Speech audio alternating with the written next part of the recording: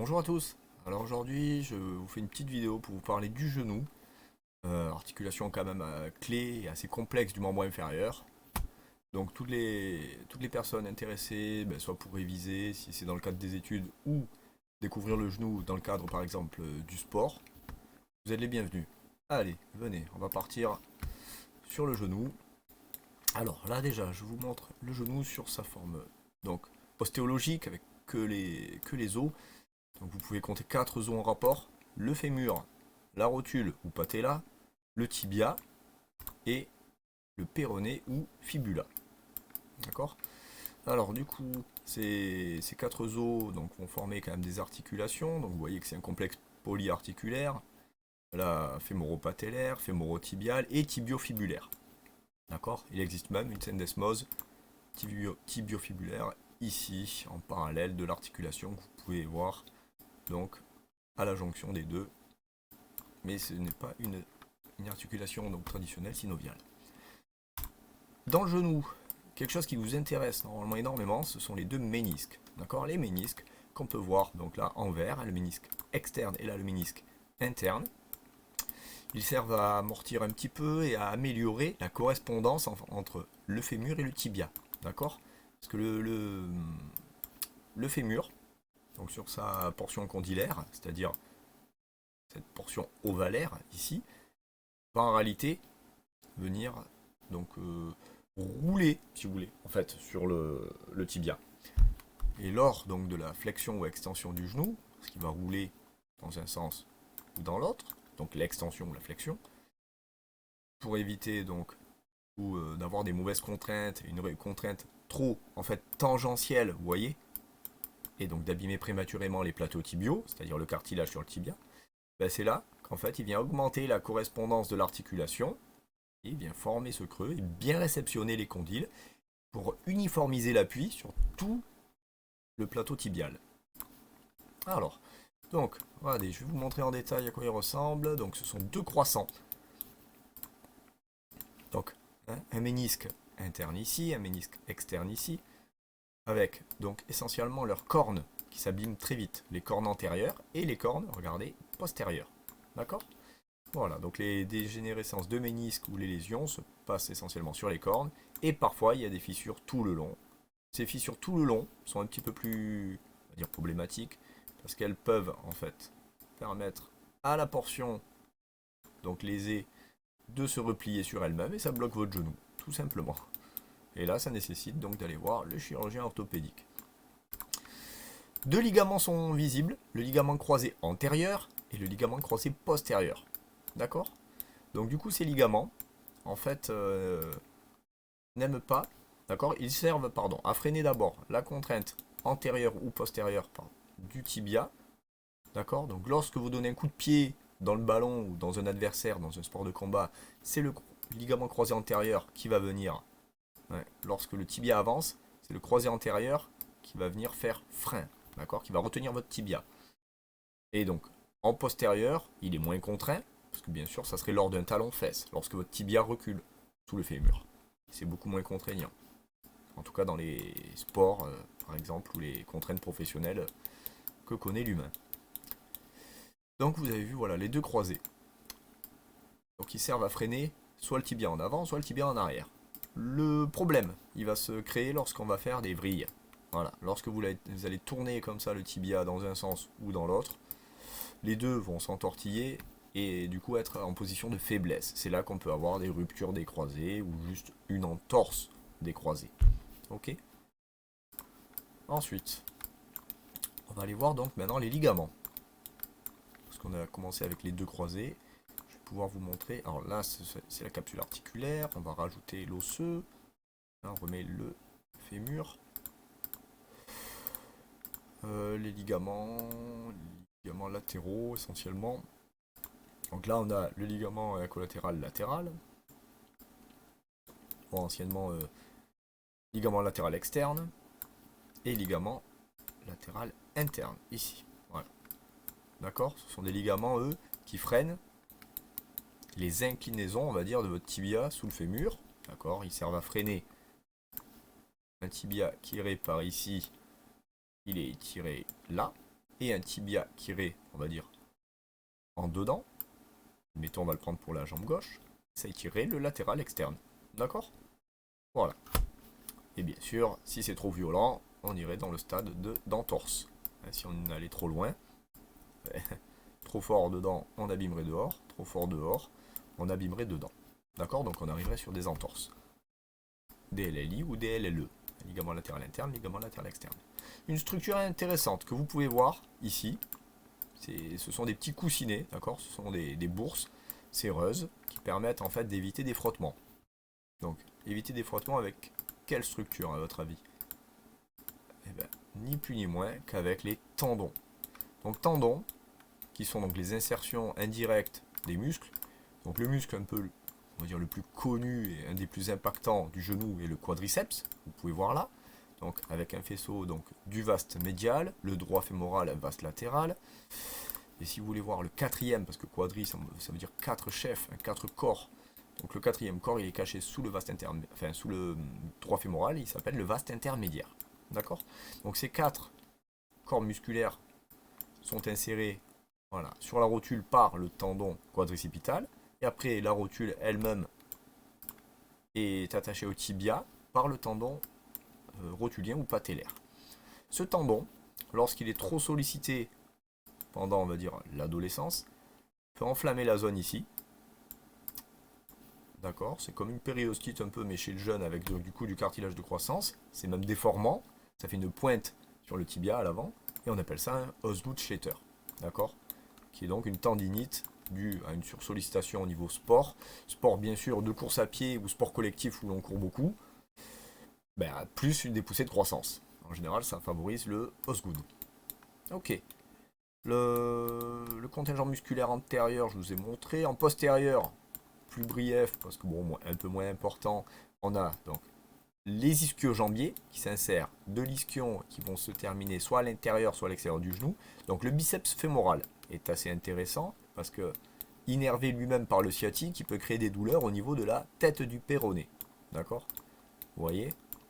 Donc quand vous dites à mes confrères, hein, c'est-à-dire à votre ostéopathe, oui, j'ai la tête du péroné déplacée, il est fréquent que ce soit une douleur du sciatique, engendrée soit par une douleur ou une lésion lombosacrée, soit par des contractures, par exemple au niveau des ischios. Car, je vous rappelle, ils sont souvent courts. Hein. Ils sont intéressants on va dire, à assouplir. Je ne dis pas forcément que l'étirement. Moi, j'aime bien les étirements, mais ce n'est pas la seule solution pour les assouplir. Hein. On peut faire des massages, on peut faire des bains. Voilà. Il y a bon nombre de manières. On peut aussi les décrasser en faisant de la marche. Tout ce qui les oxygénera, en gros.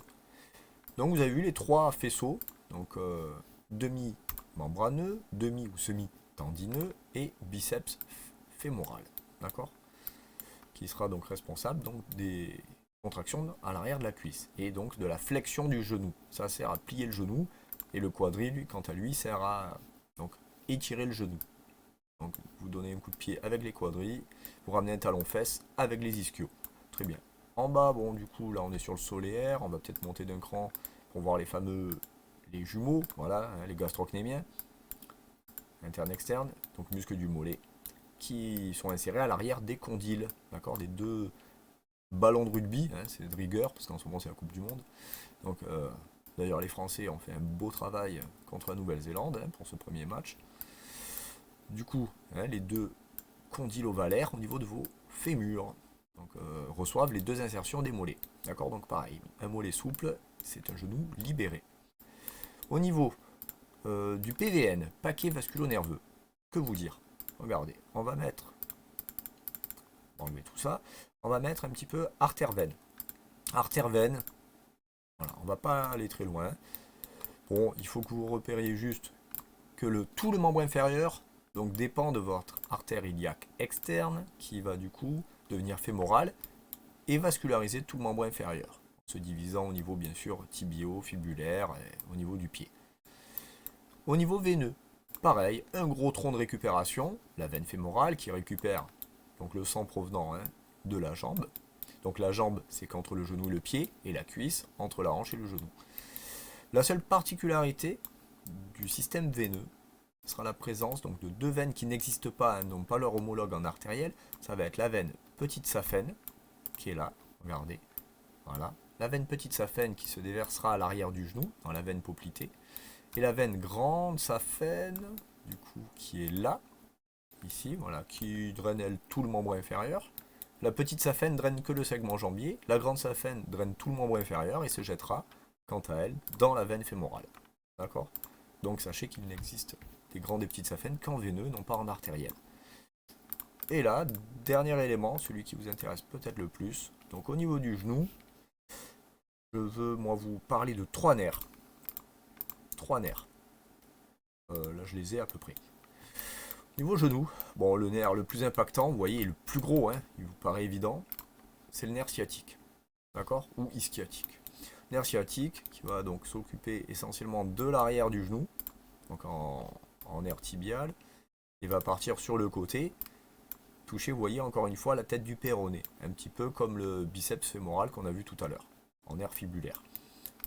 Donc ça, toute la gestion, donc musculaire, hein, motrice et sensitive, du sciatique va être énorme, hein, son territoire est énorme, il va donc de la portion lombaire, toute l'arrière de la cuisse, toute l'arrière de la jambe, jusque sous le pied.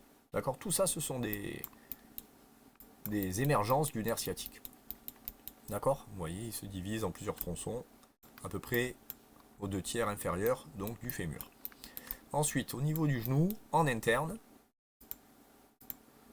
on va pouvoir avoir, bon, nerf saphène, peu importe, on va avoir donc l'influence en avant, mais c'est pas là, en avant et en interne, donc à l'avant du genou et à l'intérieur du genou, ce seront des émergences donc du nerf crural ou nerf fémoral, d'accord? Nerf crural ou fémoral, qui du coup a une émergence lombaire même haute, hein, il va jusqu'à L2. Son problème par rapport au nerf sciatique, donc le nerf sciatique, je vous ai dit, il peut être donc soit gêné par les ischio-jambiers, qu'on a vu précédemment, soit gêné par, malheureusement, de l'arthrose ou une discopathie. Alors, l'arthrose, ça peut être gênant parce que ça rétrécit, vous voyez, ce passage, ou une articulation ici qui fait une inflammation et qui peut écraser le nerf. D'accord? L'articulation touchée par l'arthrose, ça peut être les zygapophyses ici.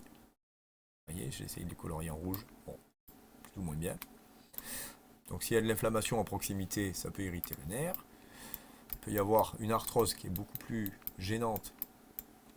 L'arthrose, donc c'est un cumul d'os dans l'articulation pour réparer un cartilage, hein, je le rappelle brièvement. Là, l'arthrose peut rétrécir la sortie du nerf. Vous voyez, avec les années, voilà, je fais le schéma de l'arthrose qui rétrécit, jusqu'à faire trop mal au nerf. Là, ça c'est plus compliqué. Et il y a aussi la discopathie. Donc, ça, ce sont les causes les plus, on va dire, plus casse-pieds. Mais ce sont aussi, heureusement, par contre, les plus rares. Donc, le disque intervertébral, vous le voyez ici. Ce disque, quand on vous parle donc de protrusion au dernier discal, ça veut dire qu'il y a eu un tassement. D'accord, beaucoup de pression sur ce disque en verre, là. Que du coup, il a rétréci au niveau de sa hauteur. Et du coup, qu'il a débordé à l'arrière. Et vous voyez qu'effectivement, s'il déborde à l'arrière, il peut aller chatouiller un nerf. D'accord? Donc, un conflit donc disco-radiculaire, ça veut dire la racine du nerf touche un petit peu le disque, pour faire simple, ben, ça va créer des douleurs. Donc, peu importe où dans le nerf. Ça peut faire une douleur à proximité, mais pas forcément. Il peut y avoir une douleur donc beaucoup plus bas. D'accord? C'est selon quel fil est touché en fait au niveau du nerf, au niveau de la racine. Vous vous doutez bien que voilà, il y a beaucoup de petits nerfs dans cette grosse lame nerveuse, quoi. Hein. C'est quasiment. Ben lui, il est quasiment de la largeur d'un pouce, hein, pour faire simple, hein, pour vous donner l'idée. D'accord? Donc vous avez vu le sciatique, le crural en avant, et en latéral, un autre nerf, ici, le fémorocutané, je l'ai raté, ici le fémorocutané, qui va gérer donc la partie latérale de la cuisse. Et en latéral de la cuisse, on a un dernier muscle que je vais vous citer avant de vous laisser, donc pour un impact important du genou. Ce fémorocutané va gérer un petit peu des muscles latéraux, et en latéral ici, vous voyez là, en blanc, on a une structure très gênante pour les gens qui courent énormément, surtout sur du dur. Donc c'est là que c'est intéressant de courir sur un terrain avec du coup de la pelouse. par exemple rugby ou foot, voilà. Contrairement à ceux qui courent sur du dur, c'est là que j'allais en venir, basket, hand, ou bien sûr le coureur qui court sur bitume dehors. Donc regardez, vous voyez ce tractus iliotibial ou fascia lata, tendu par ce muscle-là, muscle tenseur, vous voyez, du fascia lata, il va en fait créer une inflammation au niveau donc du condyle lors des flexions de genoux répétées. Donc je peux même peut-être avoir le mouvement. Regardez. Voilà. Vous voyez, lors de la course à pied, on va avoir des lésions qui peuvent se faire sur sa portion basse. Parce que vous concevez qu'avec donc, le frottement répété, l'utilisation répétée de la cuisse lors de la flexion, lors de la course à pied, le tendon va se mettre à gonfler un petit peu à proximité et il pourra s'enflammer. D'accord? Et on appelle ça donc le syndrome de l'essuie-glace. Donc c'est une inflammation qui peut en fait venir tout au long donc, de la cuisse sur la portion latérale. Ok, la douleur starter c'est quand même fréquemment au niveau donc de la portion latérale du genou. Après la douleur peut avoir tendance à remonter tout au long du tendon. Ok, voilà. Allez, ben je vous remercie donc d'avoir suivi cette vidéo jusque-là. Désolé pour la longueur de la vidéo, je voulais la faire concise et précise. Bon, elle est plus précise que concise. Si vous avez quelques questions, vous pouvez les poster dans les commentaires. J'ai mis aussi un Discord à disposition, donc je vous mettrai le lien aussi donc de mes réseaux et du Discord dans les commentaires, enfin dans la description de la vidéo. Donc là, c'était le genou. J'aimerais donc bientôt faire moi l'épaule. Donc je vous dis à bientôt pour d'autres vidéos. Merci.